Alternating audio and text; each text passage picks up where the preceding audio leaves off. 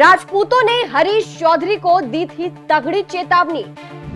क्या राजपूतों के डर से इस्तीफा देंगे हरीश चौधरी?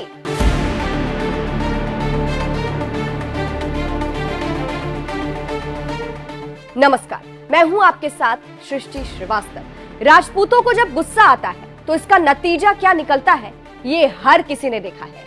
किस तरह से लोकसभा के चुनाव में राजस्थान में बीजेपी को इतना बड़ा झटका लगा, उनके हाथ से 10 सीटें चली गई। कहा गया कि ये राजपूतों की नाराजगी की वजह से हुआ, क्योंकि परषोत्तम रुपाला के बयान से राजपूत नाराज थे। और क्या अब इसी डर से कांग्रेस के जो विधायक है हरीश चौधरी, वो इस्तीफा देने वाले हैं? ये सवाल इस वक्त जोरों शोरों से उठ रहा है। कहा जा रहा है कि क्या हरीश चौधरी इस्तीफा दे सकते हैं? चलिए आपको भी बताते हैं पूरी खबर के बारे में। दरअसल कांग्रेस विधायक हरीश चौधरी के बयान ने इन दिनों बवाल मचा रखा है। जिस तरह से उन्होंने विधानसभा में ठाकुरों का कुआं कविता पढ़ी, उससे राजपूत समाज एकदम से नाराज हो गया और उन्होंने तगड़ी चेतावनी दे डाली हरीश चौधरी को कि उनका इस तरह बयान देना बिल्कुल भी सही नहीं है। कई लोगों ने कई सवाल उठाए। कहा गया कि हरीश चौधरी ने राजपूतों पर विवादित बयान दे दिया है, जिसके लिए उन्हें माफी भी मांगनी चाहिए। अब इन सब के बीच कहा जा रहा है कि क्या हरीश चौधरी माफी की जगह डायरेक्ट इस्तीफा देंगे? अब ऐसा क्यों कहा जा रहा है, ये भी जान लीजिए। क्योंकि देखिए, बीजेपी के जो नेता है परषोत्तम रुपाला, उन्होंने लोकसभा चुनाव के वक्त राजपूत महिलाओं को लेकर विवादित बयान दे दिया था, जिसके बाद से उनके इस्तीफे की मांग उठी। राजपूत समाज ने मांग की कि परषोत्तम रुपाला इस्तीफा दे, लेकिन बीजेपी ने एक ना सुनी, जिसका नतीजा ये देखने के लिए मिला कि इस बार लोकसभा के चुनाव में तो बुरी परफॉर्मेंस बीजेपी की रही। इसके साथ ही देखा गया कि राजस्थान में भी 10 सीटें हाथ से निकल गई।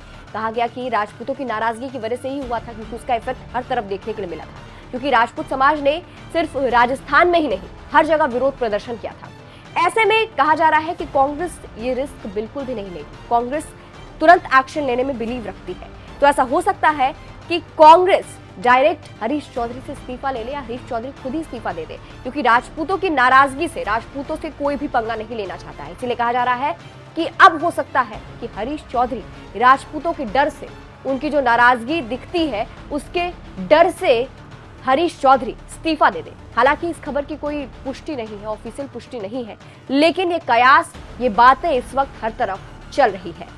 फिलहाल आपको बता दें, राजस्थान के विधानसभा क्षेत्र में हरीश चौधरी ने ठाकुरों का कुआं कविता पढ़ी थी, जिस पर लोग भड़क उठे थे।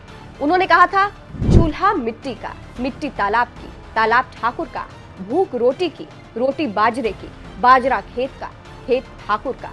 आपके लिए क्या है? गांव, शहर, देश? बजट को देखकर तो लगता है कि ये बड़े बड़े महल और ठाकुरों के लिए है।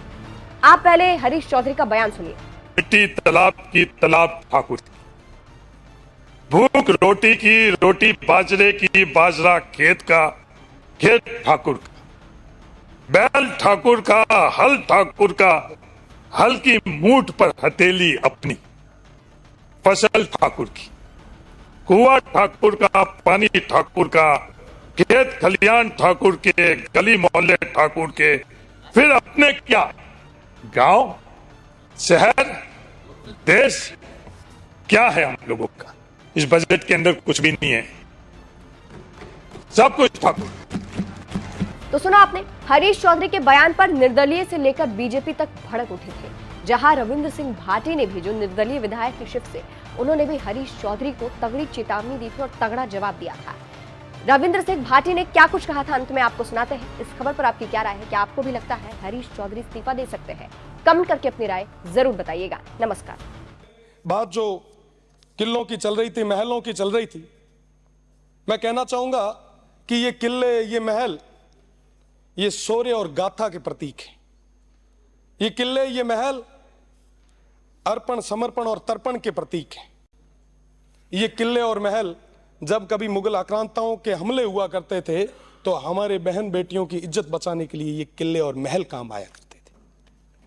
ये किले मुश्किल में उन शरणागतों को शरण देने के लिए काम आया करते थे।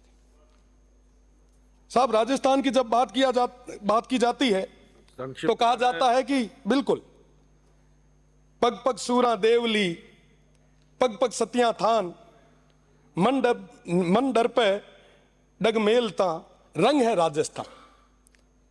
ऐसा राजस्थान है मेरा, ऐसा रंग रंगीला, ऐसा हरियाला, ऐसा अपनापन, भाईचारे, ऐसे प्रेम वाला मेरा राजस्थान है। पर राजस्थान की उसी विधानसभा में जब ऐसी बातें होने लग जाए तो हम सभी के लिए ये पीड़ा की बात है। मैं कोई छोटी बात नहीं करूंगा, मैं छोटा जरूर हूं, पर अब मेरा ये नैतिक धर्म है, मेरी ये जिम्मेदारी है। मैं कहना चाहूंगा उन तमाम लोगों को कि इस सदन की एक गरिमा है, हम सभी की नैतिक धर्म है, नैतिक जिम्मेदारी है कि इस सदन की गरिमा को हम बनाए रखें।